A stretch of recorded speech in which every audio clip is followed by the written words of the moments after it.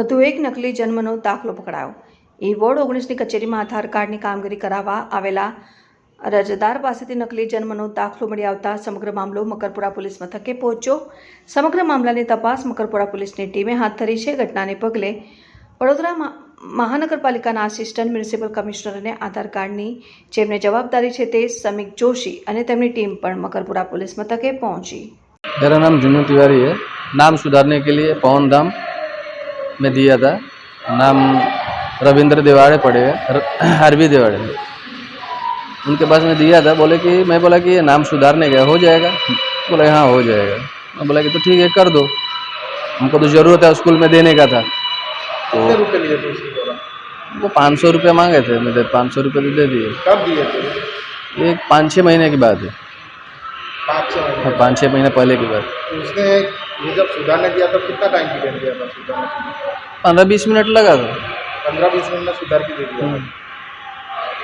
तो अभी आपको लग रहा है फ्रॉड है और उसकी वजह से आप पुलिस स्टेशन खड़े हो?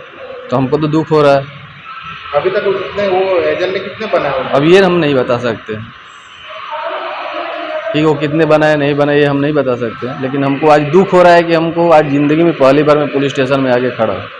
आज वॉर्ड नंबर 19ની અંદર જે રૂટીન આધાર કાર્ડમાં ટોકન આપવાની કામગીરી 9:30 વાગે ચાલતી હતી ત્યારે ઓપરેટરની આગળ અરજદારે રજૂ કર્યું છે ડોક્યુમેન્ટ જન્મનો દાખલો જે જમનાભાઈ હોસ્પિટલનો હતો। હવે જમનાભાઈ હોસ્પિટલ ક્યારે જન્મનો દાખલો બનાવતું નથી, એટલે એમાં જે 3 લેયર્સ જે ચેકિંગ સિસ્ટમ રાખી છે ડોક્યુમેન્ટ વેરિફિકેશનની, એમાં અરજદાર દ્વારા જે ઓરિજિનલ ડોક્યુમેન્ટ રજૂ કરવામાં આવે છે એ ડોક્યુમેન્ટને વેરીફાઈ કર્યા બાદ ટોકન આપવામાં આવતું હોય છે।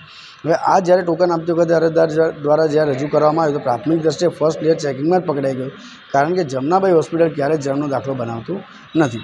એમાં જમનાભાઈ લખેલું છે, નીચે જે સાઇન છે એ પણ રજિસ્ટ્રારની ખોટી છે, QR કોડ સ્કેન કરવાથી જે 3rd લેયરનું છે એ પણ કશું આવતું નથી। એટલે અરજદાર દ્વારા ફર્સ્ટ લેયર ચેકિંગમાં જ એમને સેકન્ડ લેયર ચેકિંગ માટે એમના દ્વારા એમને ખ્યાલ આવી ગયો તો ખોટું છે, એટલે એમણે તાત્કાલિક સેકન્ડ લેયર ચેકિંગ માટે એમને વોટ્સઅપ કર્યું અને ટેલિફોનિક જાણ કરી કે સર એક બર્થ સર્ટિફિકેટ છે, આપ જોઈ લો।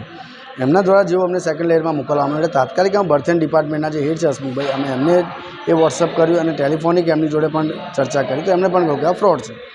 ત્યારબાદ અમે તરત 100 નંબર ડાયલ કર્યો અને પોલીસને બોલાવી દીધી અને અત્યારે પોલીસ ફરિયાદની અમે કાર્યવાહી કરી રહ્યા છીએ। સમીકભાઈ વાત કરીએ તો આજે સંપૂર્ણ વડોદરા શહેરમાં ઠેર જન્મ દાખલા હોય કે આધાર કાર્ડ હોય એ ઘણી બધી જગ્યાએ ડુપ્લિકેટના ફ્રોડ પકડાઈ રહ્યા છે, તો આની માટે કોર્પોરેશન અને પોલીસ દ્વારા શું એક્શન લેવામાં? કોર્પોરેશન દ્વારા તો પકડીને પોલીસ ખાતાને સોંપવામાં આવી રહ્યું છે। પોલીસ ખાતું જ એકમાત્ર એવું ખાતું છે કે જેને કોઈપણ શંકાસ્પદ વ્યક્તિ કે શંકાસ્પદ હિલચાલ કરતી વ્યક્તિ કે આના ડોક્યુમેન્ટ તપાસવાનો સંપૂર્ણ હક આપવામાં આવ્યો છે। હવે આ કેસમાં જ્યારે વારંવાર આ બધી વસ્તુઓ પકડાય છે અમારા ચેકિંગની અંદર અને પોલીસ ફરિયાદ પણ દાખલ કરવામાં આવી છે અને અરજદારો દ્વારા પણ જે એમને જે જગ્યાથી કરાયું છે એની પણ માહિતી આપવામાં આવી છે, તેમ છતાં પણ પોલીસ ખાતા દ્વારા જો સક્રિયતાથી પગલાં લેવામાં આવે તો જ આ બધા કથિત સૂત્રધારોને પકડવામાં આવે તો જ આ બધું અટકી શકે તેમ છે અને દેશને બચાવી શકાય એમ છે। સમીકભાઈ જે દિવાળી જોડે આ જન્મ દાખલો પકડવામાં આવે છે એના દ્વારા કહેવામાં આવ્યું છે કે એમની ત્યાં કોઈ ઝેરોક્સવાળા દ્વારા કરી દેવામાં આવે છે ફ્રોડ? શું છે ઝેરોક્સવાળો ક્યારે બર્થ સર્ટિફિકેટ બનાવી શકે?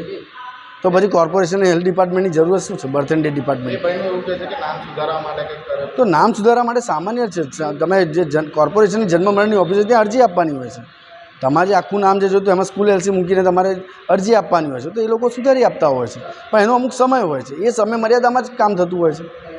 ક્યાંક ને ક્યાંક આવા બધા એજન્ટો દ્વારા આખા વડોદરા સંપૂર્ણ વડોદરામાં આવી વેબસાઇટો ખોલીને વેબસાઇટ બધી ફેક જ છે, સ્કેન કરતાની સાથે પકડાઈ ગયું ધ વેબસાઇટ નોટ ફાઉન્ડ। પણ આમાં એવું થાય છે કે ભોળી જનતા છેતરાઈ રહી છે આવા એજન્ટોના માધ્યમથી, એટલે હું બધાને બે હાથ જોડીને કોર્પોરેશન વતી વિનંતી કરું છું, 2 ધક્કા વધારે પડે એનો ચિંતા ના કરતા પણ આવા એજન્ટોથી બચીને રહો, લાવો તમારું કામ કરી આપું એવા દુષ્ટોથી દૂર રહેવા માટે એક નમ્ર વિનંતી છે। હું છું Samik Joshi, head of Aadhaar card department.